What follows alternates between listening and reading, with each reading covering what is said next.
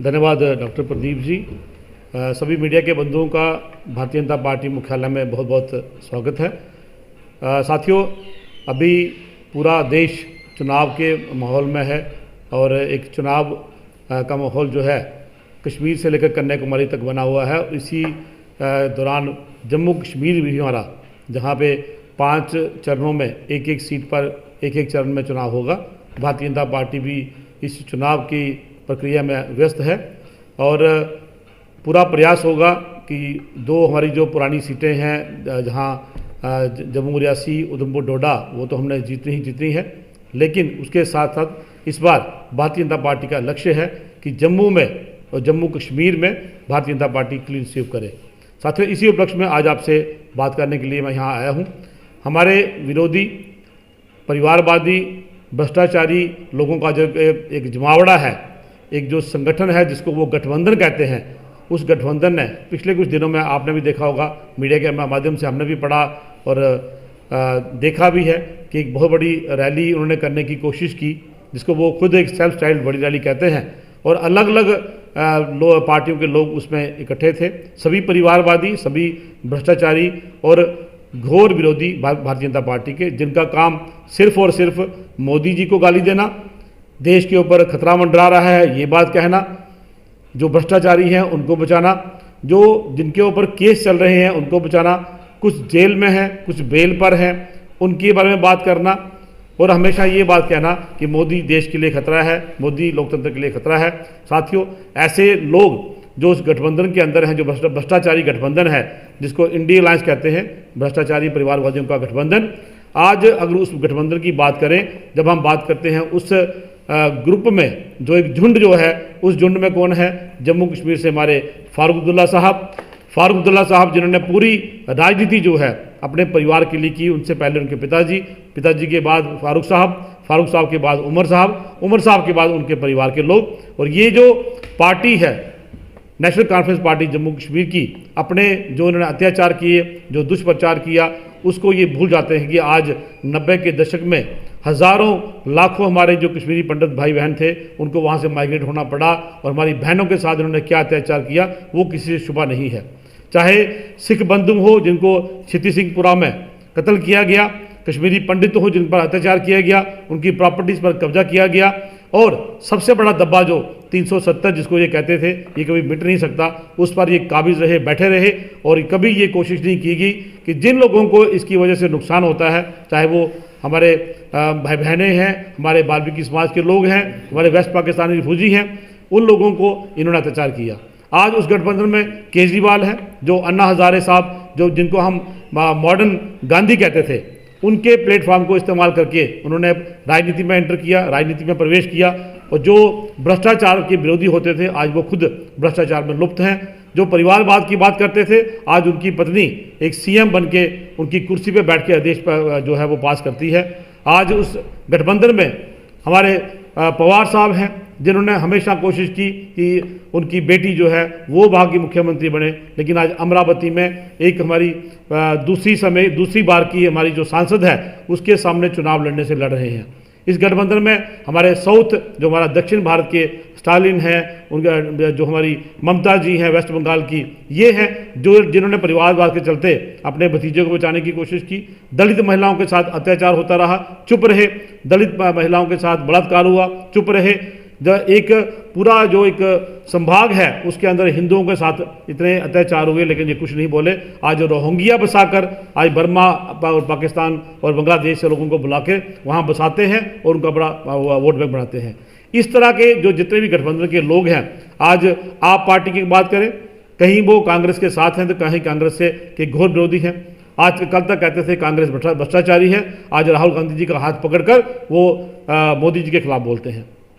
सबसे बड़ी पार्टी मानने वाली कांग्रेस पार्टी अपने आप को सबसे बड़ी पार्टी कहती है, उस पार्टी के जितने सांसद हैं उससे 1.5 गुना सांसद सिर्फ उत्तर प्रदेश के अंदर भारतीय जनता पार्टी के हैं। 40 सांसदों के साथ जो पार्लियामेंट में आज पार्टी थी, आज लगभग 70 के बराबर हमारे सांसद सिर्फ एक प्रदेश, उत्तर प्रदेश, जिसके सीएम हमारे जोगी आदित्यनाथ जी हैं। ये पार्टी अपने आप को देश की सबसे बड़ी नेशनल पार्टी कहती है। इस तरह के लोग आज गठबंधन में आके अपने परिवार को बचाने के लिए आज एक जमावड़ा बना के मोदी जी के विरोध में बोलते हैं। लालू प्रसाद यादव जिन्होंने पूरी जिंदगी राजनीति में अपने परिवार को पाला, अपने परिवार के लोगों को प्रमोट किया, खुद पहले सीएम थे जो एक घोटाले में लुप्त पाए गए और उनको जेल हुई, उसके बाद वो बेल पर छूटे हुए हैं। आज वो अपने बेटे को सीएम बनाने के चक्कर में आज वो राजनीति कर रहे हैं।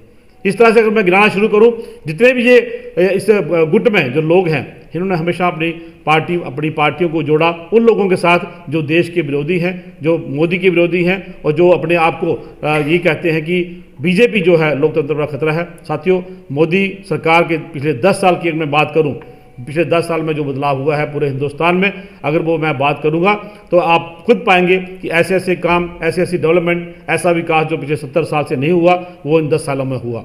अगर आप सिर्फ, क्योंकि आज सबसे बड़ा मुद्दा जो बनता है वो शिक्षा का है, शिक्षा की अगर मैं बात करूं, नेशनल पार्टी जो पॉलिसी ऑफ एजुकेशन नहीं लाई गई है, उसमें एक रेवोल्यूशन लाया गया है।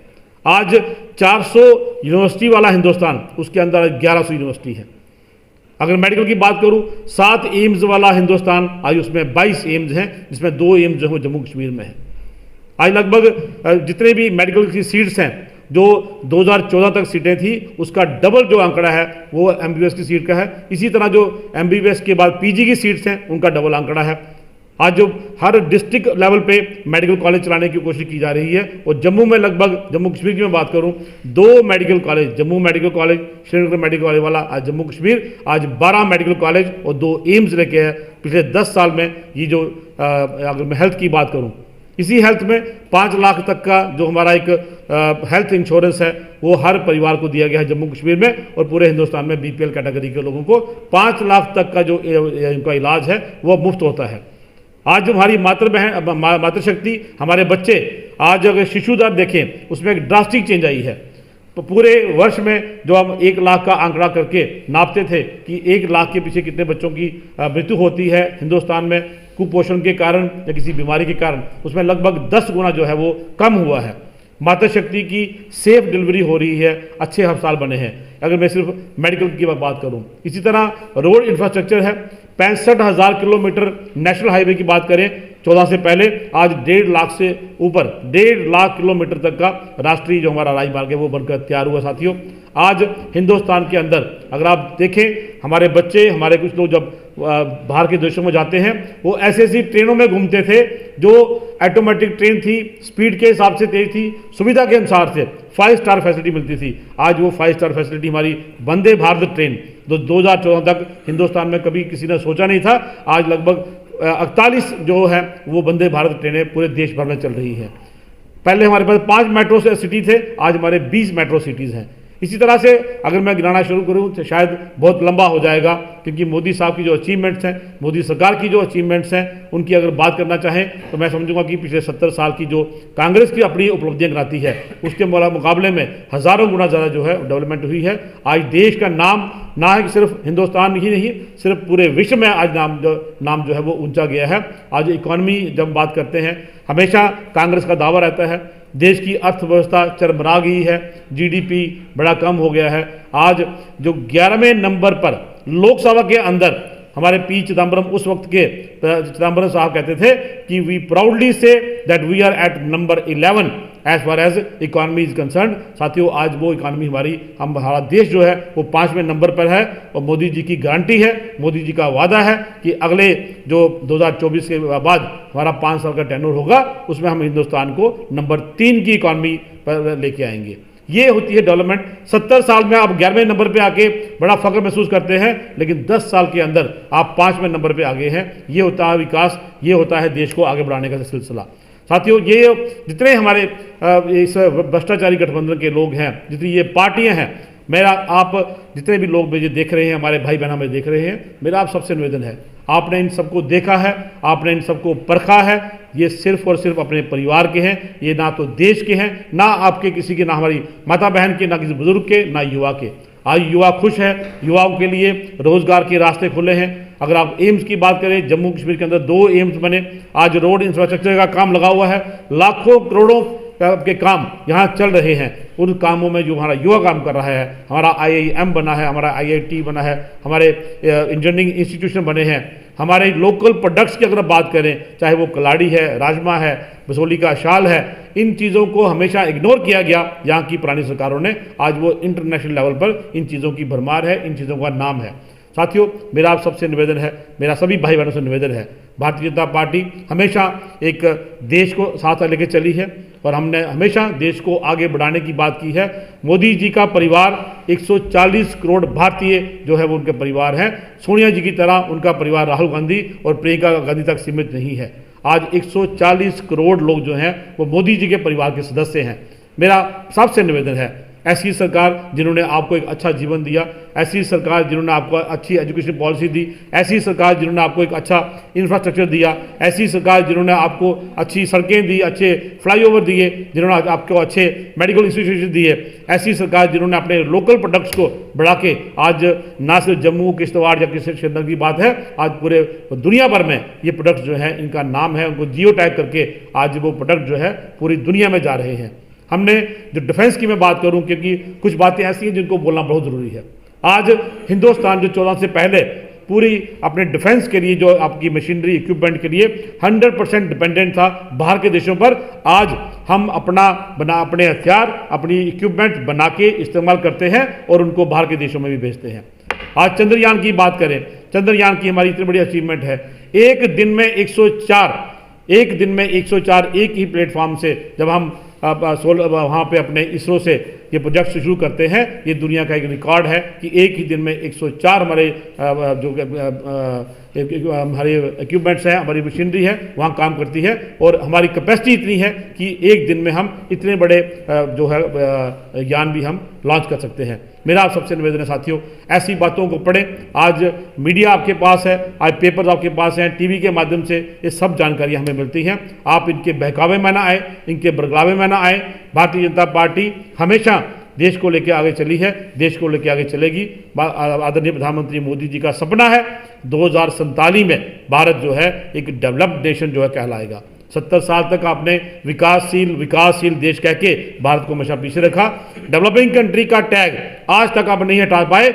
आज मोदी जी ने अब इस रास्ते पे लेके आए हैं कि 2047 में जब भारत को आज़ाद हुए 100 साल होगा तो ये भारत जो है एक डेवलप्ड नेशन के नाम से जाना जाएगा। यही उनका सपना है कि आने वाले समय में पूरे विश्व में भारत जो है नंबर 1 देश बनकर उभरे और ये हमारा सपना हम मिलकर पूरा करेंगे।